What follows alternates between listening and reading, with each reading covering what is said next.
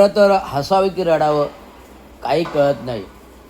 आज हिंदुदेव बाळासाहेब ठाकरेने लावलेलं छोटंसं इवलं रोपटं शिवसेना पक्षाचं जे वटवृक्षासारखे भरलं फुलवलं, अनेक अनंत असे कर्तृत्ववान नेते झाले. कालच अनंत आकाश या पुस्तक ग्रहणाचं अनावरण झालं.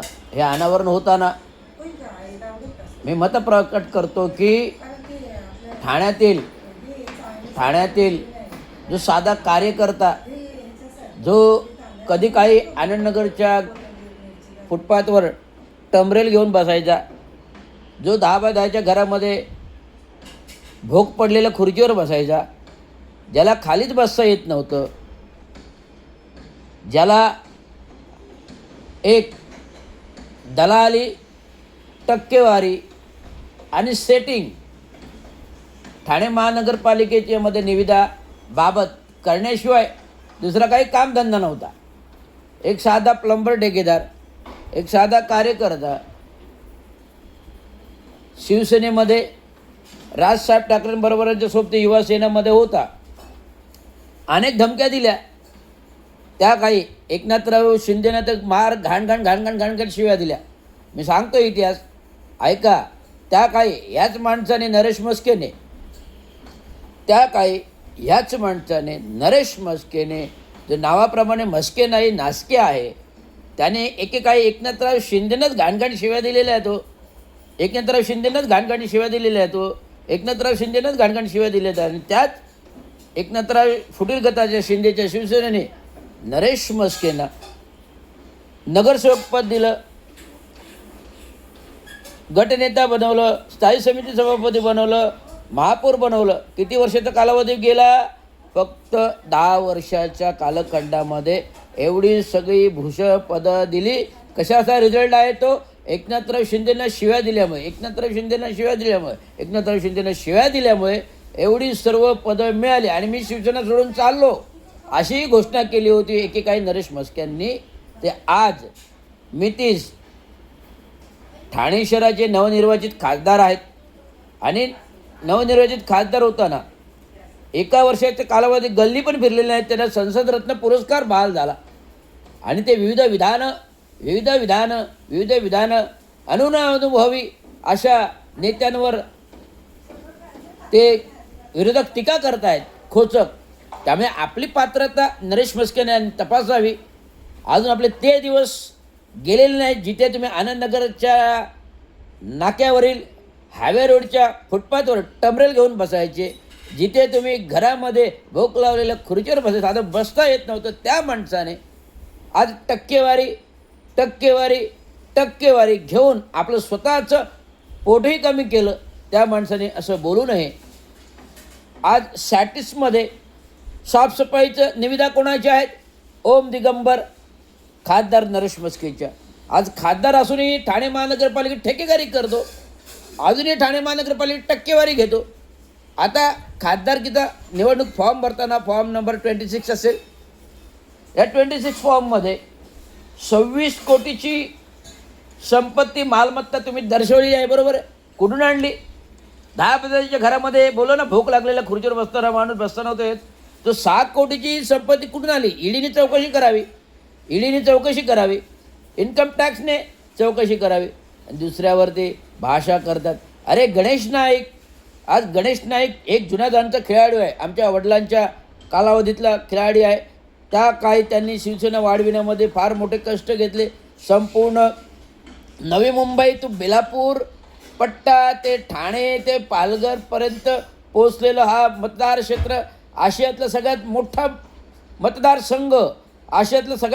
मतदारसंघ होता तो गणेश नाईकांचा होता. त्यातून ते आमदार म्हणून सातत्याने निवडून आलेले आहेत. 4 टर्म आमदार म्हणून निवडून आलेले आहेत शिवसेनेमध्ये असताना. नंतर कालांतराने जे ते राष्ट्रवादीमध्ये गेले, राष्ट्रवादीमध्ये पण मंत्री राहिलेले आहेत, शिवसेनेचे पण मंत्री राहिलेले आहेत, राष्ट्रवादीचे मंत्री राहिलेले आहेत. आणि आता भारतीय जनता पार्टीमध्ये पण ते मंत्री आलेले आहेत. असं त्यांचं उत्तुंग कार्य आहे. बेलापूर पट्टा नवी मुंबईची जडणघडण कोणी केली? गणेश नाईकांनी केली. का काळ 80चा काळ पूर्ण नवी मुंबई सिडको परिसरात ऐरोली परिसरामध्ये एक डेव्हलपमेंट प्लॅन करत होते. आणि डेव्हलपमेंट आज नवी मुंबई फार विकासाच्या शिखरावर आहे, आज जगाच्या पाठीवर आहे. आणि या जगाच्या पाठीवर हे आणलेले शिखर हे गणेश नाईकांमुळे आलेले आहेत. आणि गणेश नाईकांबरोबर असलेले सवंगडे अनेक फुटले, गणेश नाईकांना काय फरक नाही पडला. हे कालचे नासके मस्के अख्खं ठाणं त्याने बळजबरी केली आहे. आज ठाण्यामध्ये पूर्ण भ्रष्टाचार केलेला आहे. 1 लाख रुपये घेऊन दिव्यांगाचे स्टॉल देतं, फुटपाथवर पूर्ण गर्दी केलेली आहे. चालायला रस्ता नाही, लोक फुटपाथला पार्किंग, फुटपाथवर स्टॉल, फुटपाथवर बाजूला पार्किंग, लोक रस्त्यातून चालतात. काल वर्तकनगरच्या कोरस रोडला जिथे कधी ॲक्सिडेंट होत नाही, एक पोलीस अधिकारी ट्रक खाली गेला, त्याच्याबरोबर असलेली पोलीस बाई कामासाठी असलेली ती गेली. एक युवा तरुणाचा बाईकवर सकाळी ॲक्सिडेंट डोळ्याने मी पाहिला. हे कशामुळे घडतंय तर पूर्ण फुटपाथ अतिक्रमणग्रस्त केल्यामुळे. आणि मी संपूर्ण माहिती काढलेली आहे. आणि नक्कीच नरेश म्हस्केवर या संपूर्ण ॲक्सिडेंटचा PIL गुन्हा दाखल करण्यासाठी PIL दाखल करणार आहे. लक्षात घ्या, नरेश म्हस्के माझ्या डोक्यात बसलेले आहेत. ज्यांनी रवींद्र शिंदेला सस्पेंड करायला लावलं,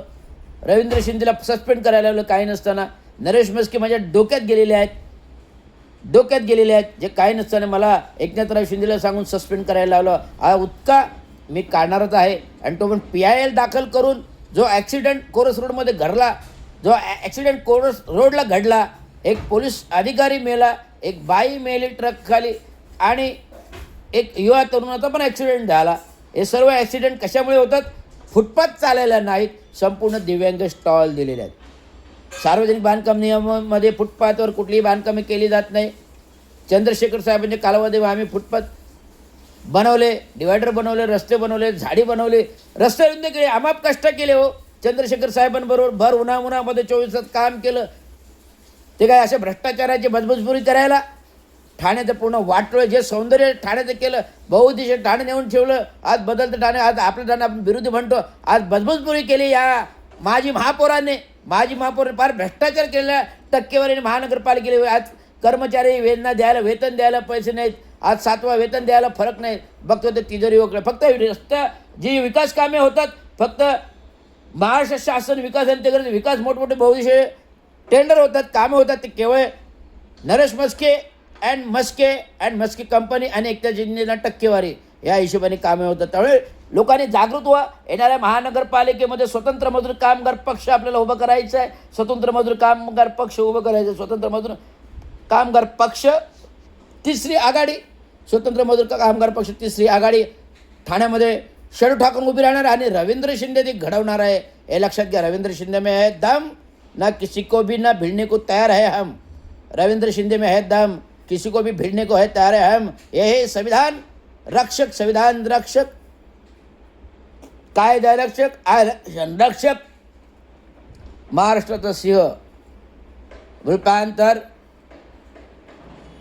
भारताच्या कायद्याचं रक्षक, भारताचं शस्त्रास्त्र. धन्यवाद.